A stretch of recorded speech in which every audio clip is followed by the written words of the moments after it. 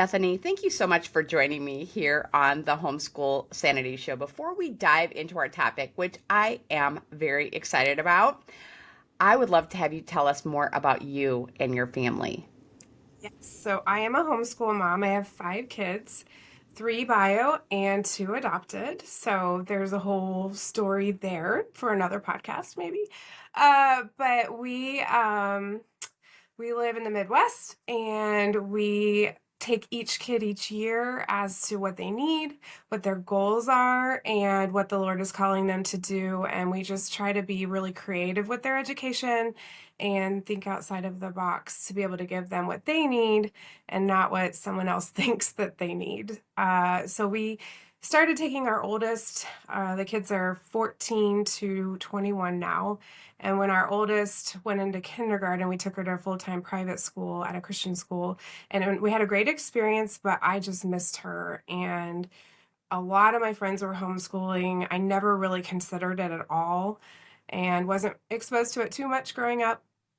But that journey just, I couldn't leave her every day. I missed her and I just thought about her and what she was doing and who she was doing that with. And so we just took the plunge. We started homeschooling, and once our youngest was 4, we adopted. So we've had our kids in all kinds of educational experiences, college credit plus, public school, online public school, lots of different kinds of co-ops, and some gap unschooling years as well. So we have a very eclectic journey.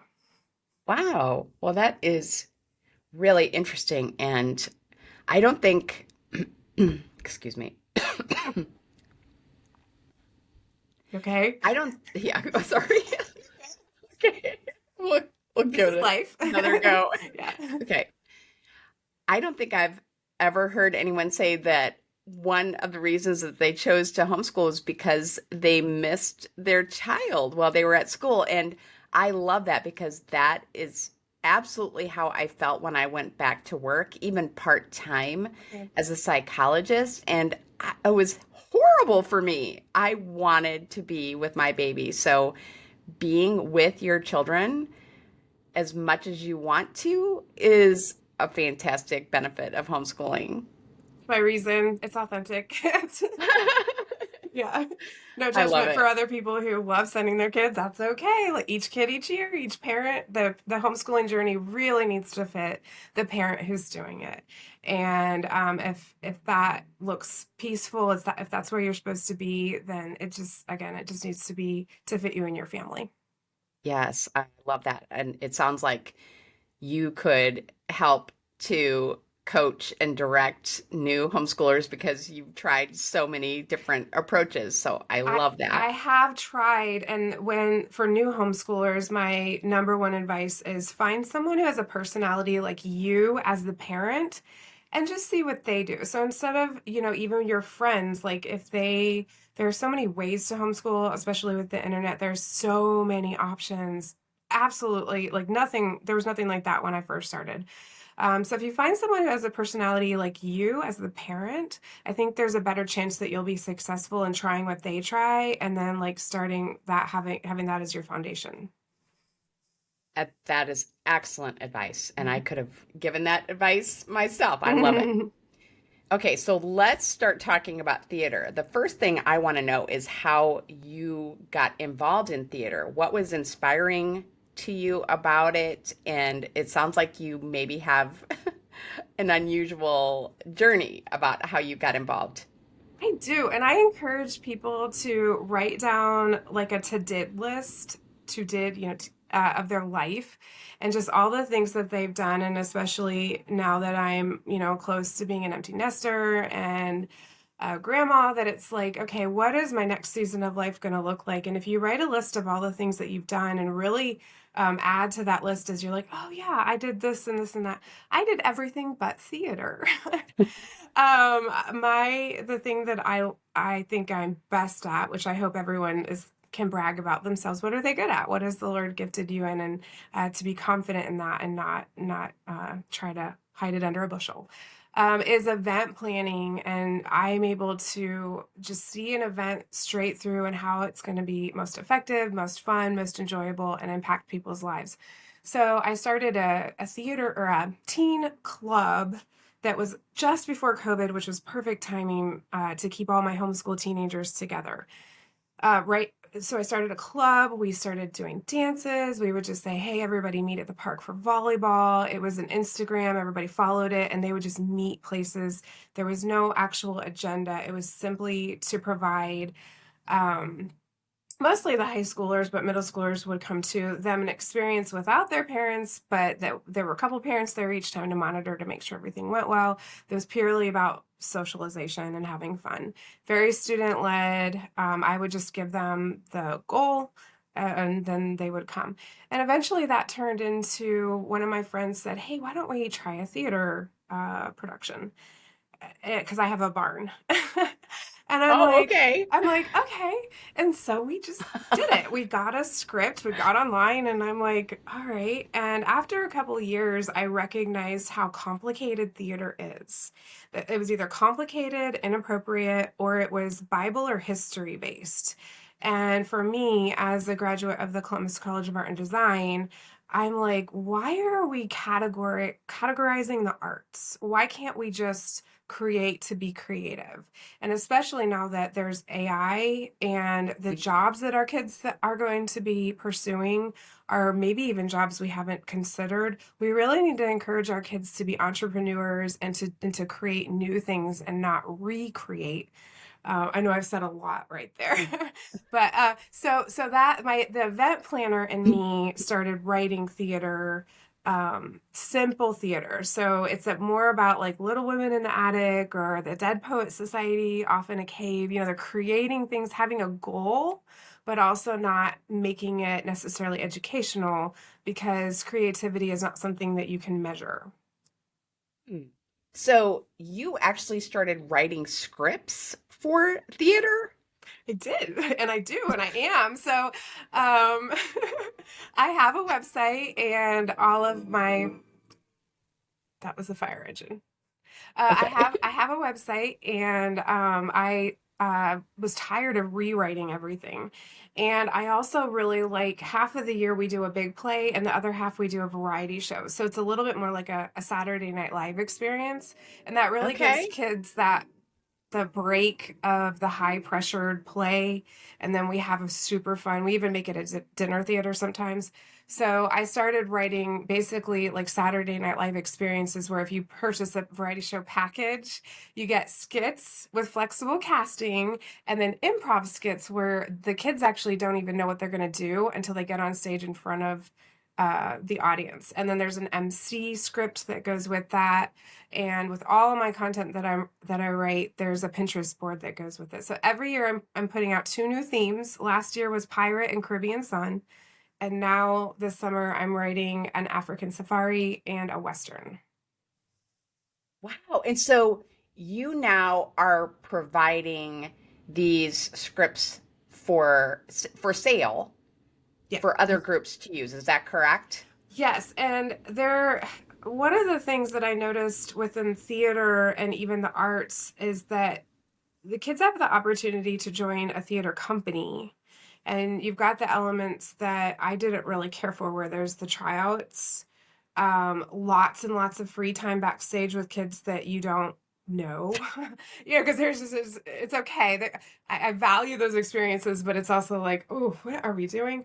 And then also the content is something that they've already seen. And so it is more about copying and making a good performance as opposed to the experience of becoming a leader and bringing the gifts that the kids are, the things that they're interested in to the performance, which is what I encourage people to simplify that theater process so that it can be about a creative, like Shakespeare in the Park, and where it was really truly about the people who are producing it, their loved ones that are going to come watch them do it, and how that can help launch them into their future careers and develop them as a person and give them hobbies that they can continue into adulthood. Wow. Well, I am just so impressed. I really You're am. laughing at me. No, I'm not laughing. I'm You're like, what do laughing I in do with you? I'm laughing in surprise. I am honestly just astonished at the journey. And it hasn't been that long, just since COVID, right? Well, sort of, but that's why I encourage people to write that list of what are all the things that you've done in your life that it's like, did I really do that? Because when I was in high school, I was a professional clown with my mom. Clown, I don't think clowns exist anymore. So that plays into what I'm doing now, writing the curriculum on how I do have a handbook on for sale on Amazon for how to start a simple theater club for people that want to take it seriously. But and I would host hen parties in my barn where, like all these things led to me creating what my kids needed. And I just see that need in the community. And now there are 5 local Mad Society clubs, music, art, and drama in my area. So it's kind of become like a church planting thing. And I'm still trying to figure out how do I help people? How do I make this palatable and adaptable to what their needs are, which are very unique. Each community has a different story about like this is what we have. Um, how does it fit? Well, I just love it because I feel like you became, in essence, a homeschooled student and you were kind of unschooling yourself and just kind of like going where your interests led. And there was a need there Yeah, too. yeah. And I just think it is remarkable as someone who, as I told you before we started chatting, I do have a theater background. I was in theater all through high school, absolutely loved it. And then I was less enthralled in college for a number of reasons, probably reasons that you've already mentioned. And then when I had kids who were interested in theater, the church that we were longtime members of had a very sophisticated and still does theater program that involves people from the community. And as you were talking about, you don't know what's going on behind the scenes when your kids are spending time with people. That was a particular issue because our church was inviting theater people. These were serious theater people to come to our church to help with performances, but they weren't even necessarily believers. So, you know, it actually went very, very well, I will say, because there were so many people backstage, including many, many church members, that I think it was just fine with my kids being back there. But I could absolutely see in other settings where that would be a concern. So, I'm just so fascinated because most theater people, in fact, maybe all theater people that I've ever known have been lifetime theater people. They've always loved it. And so here you are, um, just kind of like new on the scene and doing something amazing Well, with I, it. I hope it's seen as, like a different way because you want to provide an artistic goal for what kids are good at to be showcased. And so Hmm. if you think about sports, if you think about just all the ways that you should be able to see what your child is good at. And the thing about theater, and especially the way I've structured it, where I try to make it as student led as possible, is that we can actually showcase those leadership skills and work on social skills and emotional IQ and entering into a character role and recognizing, oh, I'm supposed to be the bad guy. And what does that feel like? And how do I come across? And like, just, there's just so many beautiful things about theater that you don't have to be a theater kid to be able to get so much benefit from it. And that's why when I started doing it for my teenage club, I thought, oh my goodness, like someone that's interested in doing a soundboard can practice that in my barn. Or a director, if they don't want to act, I let them be student directors, or they can be the ticket sales manager, or just like or the birthday person, the person that puts happy birthday on the app and they've got organizational skills. So bringing leadership things is something really unique about theater. If you can keep your expectations small, um, then the kids can develop far more than just presentation skills. Absolutely. And I had never really thought of that, but you are so right because um and acting out a character when kids are in a performance role, you are absolutely correct that it helps students understand emotions. It helps them understand relationships, both good and bad. um, and I'm thinking about all the different roles outside of performance that students can take. Like, I know some people who won an award for lighting and they had never done lighting in a theater production before. So there's that. And like you're saying, it's the tech. It can be marketing where Yep, you have students responsible for getting the word out, yep, getting some ticket sales. yeah. It could be art where they help to create a program, and certainly with the props, right? So much art is Costumes, you've required. got fashion. Yeah. So what I do at the Yes. beginning, what I do at the beginning of each session is I have a free handout. If you go on my website, it's called I'm Unique, I'll Use It. And so I have the kids fill out, it kind of asks them, what are your hobbies? What do you think you're gifted in? And then I have on the page, it challenges them to be like, how can I utilize that? How can I bring that to our theater club? And I think it works for all areas of life. How can I bring that to my family life? How can I bring that to my basketball team or my youth group? Just really challenging kids to just ask the Lord, what are the things that you're gifting me at? What are the things I'd like to explore safely? Because part of the way you recognize what you're good at is trying new things and being like, yeah, no, I don't like that. And that's okay too. You want to give them those experiences where they have some ownership in how they spend their time and what they participate in. I just love that too. And it's so interesting to me that um, just this past Sunday, my husband and I teach first grade Sunday school.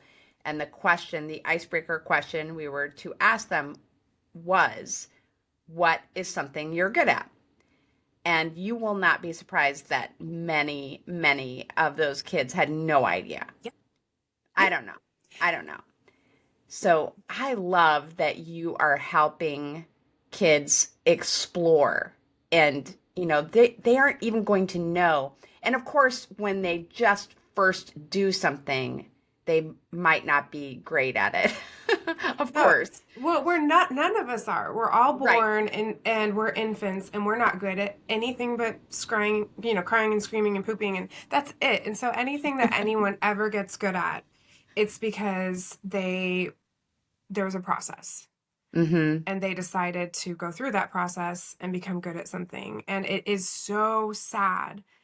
And I would say most adults are the same way where they actually, what am I gifted? I had a friend once that was like, you have so many things you're good at and I'm not good at anything. And I'm thinking, it's sad. I will say that like artistic stuff or visual things you can see. And so there's reality. Like if we talk about this, why does she think I am more gifted or talented than she is? It is not accurate. We are all made in God's image. We are all capable of all things through Christ. And so I am no more gifted or talented than any other human being. I am no more, I'm only capable of what I say yes to with the Lord. And if I don't know what I'm good at and I don't know what I like and I don't have those precious things that I understand I'm supposed to do with the Lord, then it's just being lost. And having adults purposefully point out in children the things that are good about them, it is so quick and simple. And as a leader in this simple theater stuff, I get the opportunity to tell kids constantly the good things that I see in them. And I hope that all leaders, all parents recognize just really simple nuggets can completely shift a person's life if you have those good validating words and not saying, you can say the same thing two ways. You can shame and try to teach, or you can inspire and have them think on their own and teach the same thing. And I just like that about theater. It's a happy community. It's a joyful community. You get to have cast and crew parties and games and mixers, and it's just super fun. And, one thing I don't think that we've really mentioned is what a great opportunity it is for your kids to make close friendships.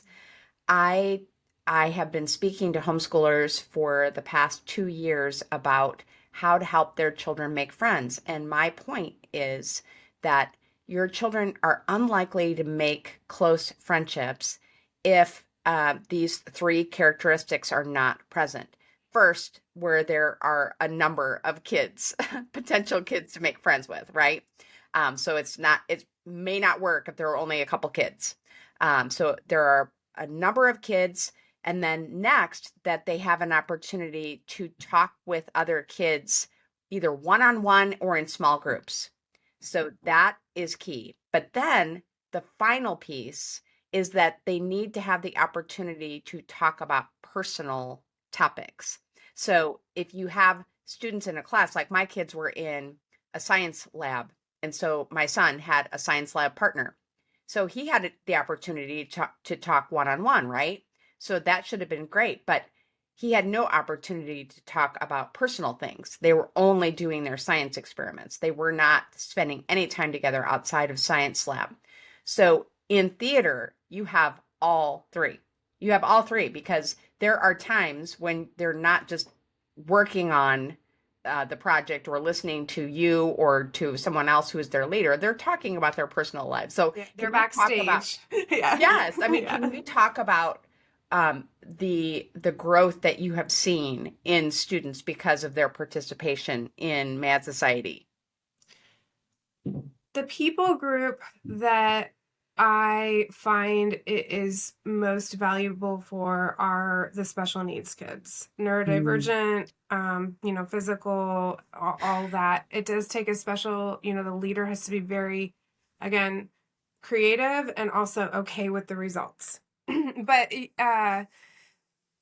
theater again allows spaces for someone in a wheelchair or someone who has a stutter. They can take a part that is the dog and they don't have to to speak. They can be the dog, or they can be the student director, and it is challenging, but I have kids that are dyslexic or just not secure. Very few teenagers are know who they are and are kind with it. Some people are confident, but they are young and their brains aren't fully baked until they're 25 anyway. So I would say that is the most beautiful part, where I've been able to integrate kids where they watch their brothers play on the basketball team and they're never going to get to do that because they're in a wheelchair. And so I get to integrate them into theater and build their college resume with things that theater can provide. And it's actually really creative.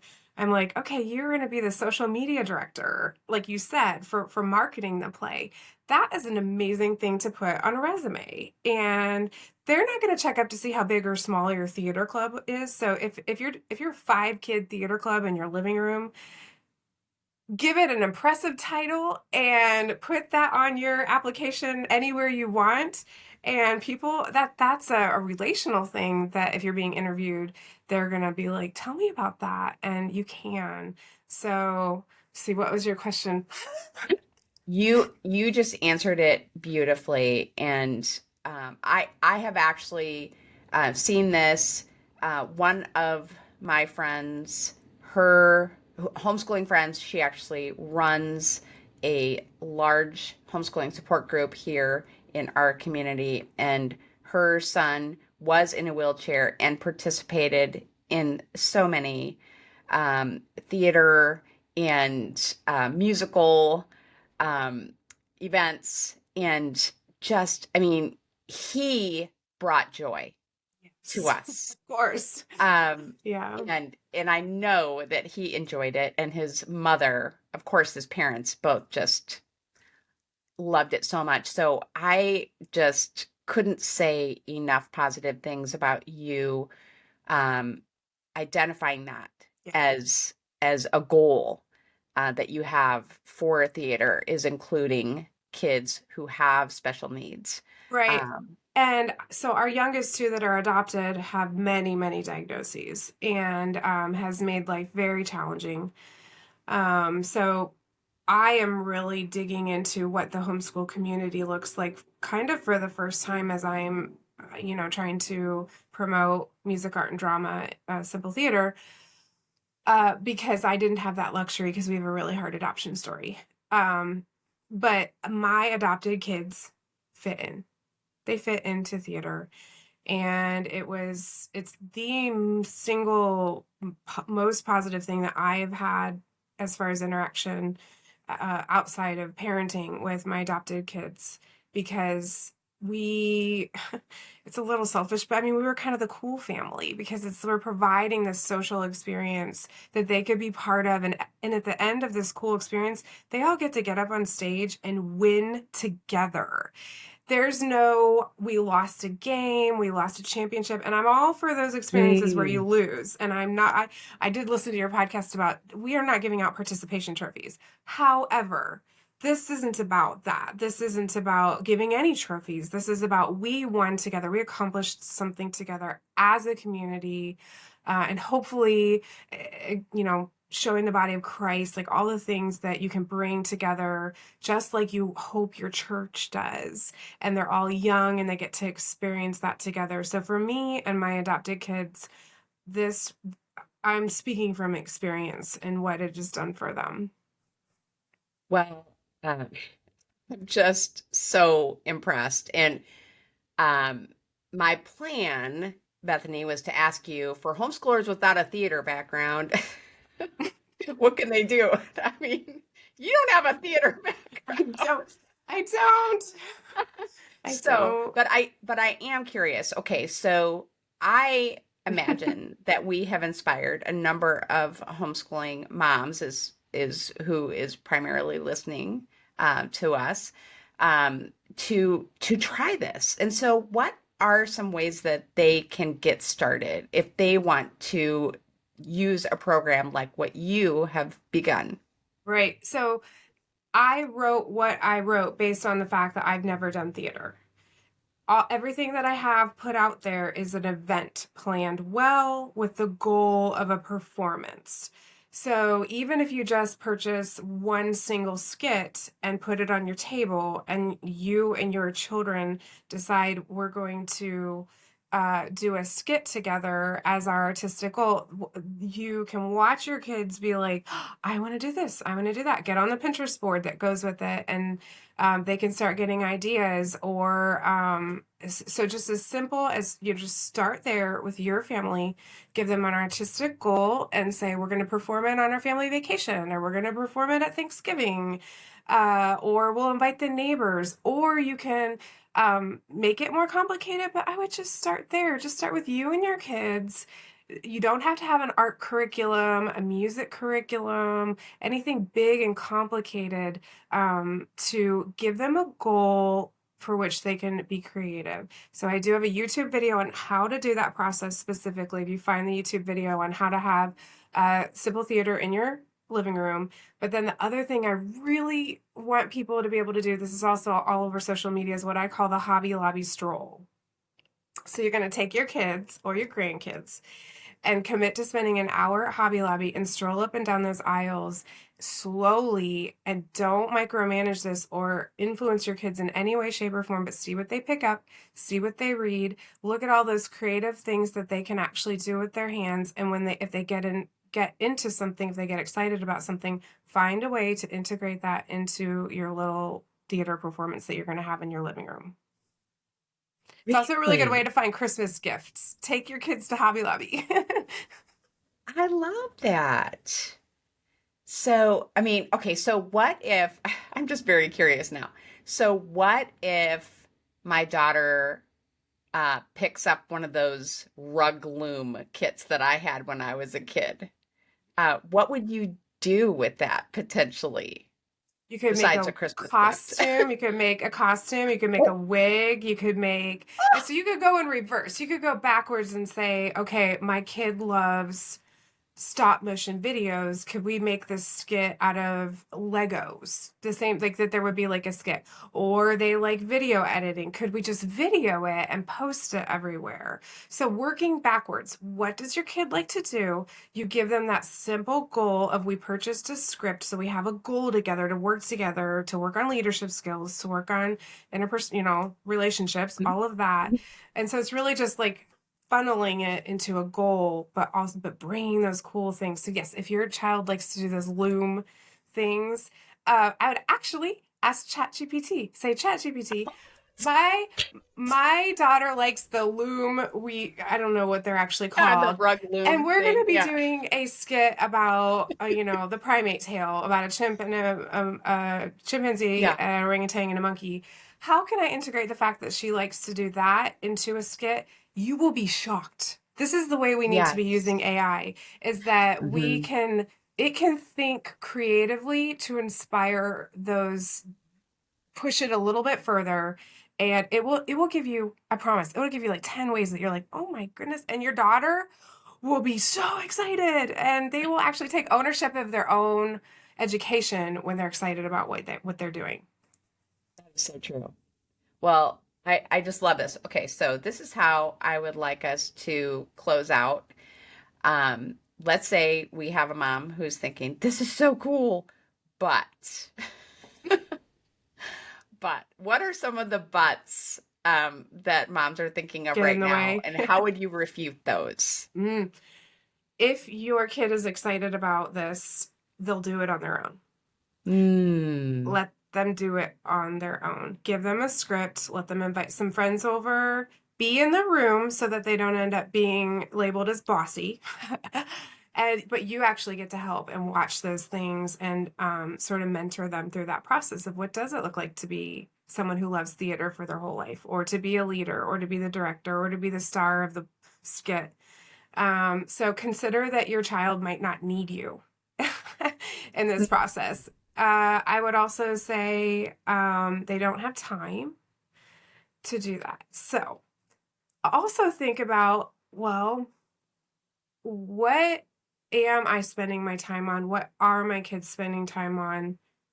And are there some things in there that are actually not necessarily required that they don't like? And can we be okay with having them not know how to diagram a sentence for the sake of them saying, I'd like to start an ice cream cart. I'd like to be an entrepreneur. I'd like, like releasing, definitely releasing, again, what you think their career is going to be. And if they have to go to college, and I know a lot of homeschoolers don't want their kids to go to college. And I think we have to open up all those doors and let them pick which ones they're going to go through. And so not limiting, it's just very important to encourage them where they're at, who they are, what they're good at. And the Lord will direct each one of those steps. So not being afraid of college, but also not pressuring them to go to college. Yes. So, You know what, Bethany? I can tell that I could probably set up like 10 podcasts with you on various subjects, and well, they would yeah, all because be awesome. I have two in college, and they we thought very outside of the box to get them. They both almost, they got 90% scholarships, because we basically, it's not unschooling, it's just really like specifically, we're not going to waste our time. We're just not going to waste our time. I never taught them grammar. I didn't. Uh, You're talking to a grammar curriculum author, right? I know. And your psychology too. And I'm like, oh, please don't analyze us. No, I won't. But if that is what your kid, I'm an artist, and so we need all different kinds of people, and we need Hmm. people that understand grammar. We have to have that. And if I'm going to keep pushing, my business out there, I have to hire people who have skill sets that I don't have, and I am so thankful for them. I'm so thankful for them. But you can't you can't live vicariously through your kids. You have to let them tell you what they want to do. And some kids do want to do grammar. I just didn't have one of those. We've got piano, Japanese, real estate, and psychology. So, Okay. Okay. yes. All right. So, Bethany, tell us where we can get our hands on these scripts. What is your website and where is the best place to get in touch with you online? madsocietyinc.com, and that'll, I've got a blog that'll show you everything I have for sale. And YouTube and Pinterest are probably the most fun ways to just be exposed to what does simple theater look like? How could we provide that? And especially Pinterest for getting your kids excited about the each script or the creative writing escape rooms. I also have a free escape room on my website that is like a choose your own story, and your kids end up writing a skit. So that would be another way. So I am into some like English language arts. It's not like off the table because I write. And so I recognize the importance of getting some things correctly. However, I do put all my theater scripts through, how would a cowboy say this? And it is not grammatically correct. Or No pirates. worries, Oh my no goodness, judgment. pirates. No one was homeschooling those pirates. Oh my goodness. So yeah, go to Okay, my so website. madsocietyinc.com. INC. Yeah, Okay. just like And Monsters then Inc. and then Bethany, will you send me the link to the YouTube Yeah, video for where the you are explaining how to get started? And I'm going to put that in the show notes. yes, I will. Thank you so very much. This has been a joy. I have obviously had a great time chatting with you, and I'm so excited about what you are doing. So thank you for sharing with us. Thank you for what you're doing.